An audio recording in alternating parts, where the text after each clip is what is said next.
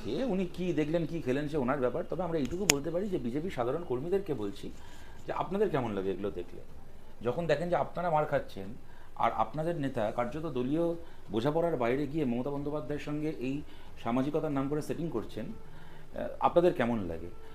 যখন দেখেন যে বিজেপির কর্মীগুলো মার খাচ্ছে, খুন হচ্ছে, ঘর পুড়ছে, আর একটা বিজেপির কাউন্সিলর 3-4 জন সেন্ট্রাল সিকিউরিটি গার্ড নিয়ে ঘোরে, সিআরপি জওয়ান নিয়ে ঘোরে, কাউন্সিলরও নয়, রুদ্রনীল ঘোষের মতো লোক যারা একবার দুবার বিজেপির হয়ে ভোটে দাঁড়িয়ে হেরে গেছে, খালি ওইটুকু এদের কোয়ালিফিকেশান, তার জন্য তারা 6 জন বড় বড় বন্দুক দ্বারা হচ্ছে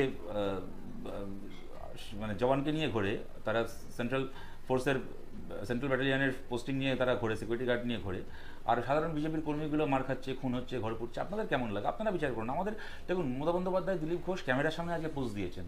ওনারা ক্যামেরার সামনে পোজ না দিলেও ক্যামেরার পেছনে যাদের মধ্যে একটা বোঝাপড়া আছে, আমরা বহুদিন ধরে বলে এসেছি, কারোর বিশ্বাস হয়েছে, কারোর বিশ্বাস হয়নি।